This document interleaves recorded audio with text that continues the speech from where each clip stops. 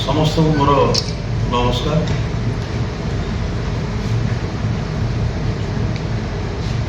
इे निर्वाचन मंडल भारतीय जनता पार्टी तरफ मो प्रार्थी होती निर्वाचन में जितवा आज को 20 मास हो गला। आम सरकार भारतीय जनता पार्टी सरकार भी आसवा 20 मास हो गला। ये 20 मास भितर दुईटी आर्थिक वर्ष जा 24-25 और 25-26 ता भितर दुईटी वर्षा ऋतु जोटा जोटी काम बंद हो जाए प्राय से दुईटा ऋतु पड़े यही 20 मास भितर आमर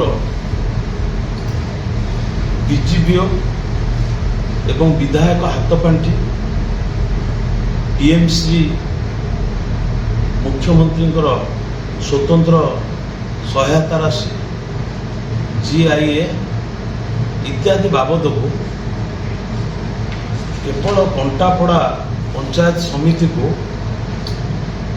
11,74,79,295 टंका अनुदान मिलता। सेथि मध्यरु विभिन्न प्रकार उन्नयनमूलक कार्य 14 गोटी पंचायत रे 7,90,94,414 टंका खर्च हो सारी। बड़गा अनुदान राशि 3,84,72,245 टंका काम चालू अच्छे। याकू आमे विभिन्न पंचायत रे होइथिबा अनुदान राशि खर्च मु आपण मानकु टिके जणैबा को चाहूँ।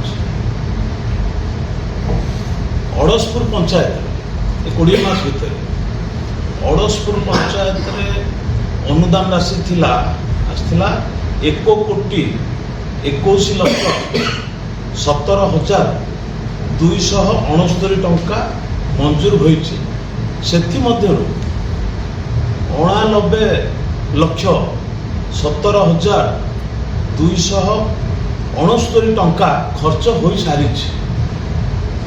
बड़का 32 लाख टंकार काम चली। बागलपुर पंचायत रे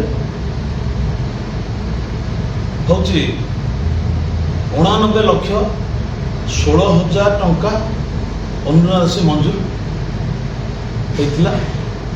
सेथि मध्यरु 62,16,000 टंका खर्च हो सारी, माने काम गुड़ाक हो जाए। बड़का 27 लाख टंकार काम चली। बड़ पाटसुंदरपुर सेमती बड़ पाटसुंदरपुर योजना बाबद को मोट 65,89,000 टंका मंजूर होता। सेथिरु 34,89,000 टंका खर्च हो सारी काम। बड़का 31 लाख टंकार काम चली। ब्राह्मणबाटी पंचायत ब्राह्मणबाटी रे सेमती योजना बाबद को 68,24,037 टंका मंजूर होता। सेथिरु 50,24,000 टंका खर्च हो सारी। बड़का 18 लाख टंका काम चली। ब्राह्मण साइल ग्राम पंचायत ब्राह्मण साइल रे योजना बाबद को 70,58,271 टंका मंजूर होता।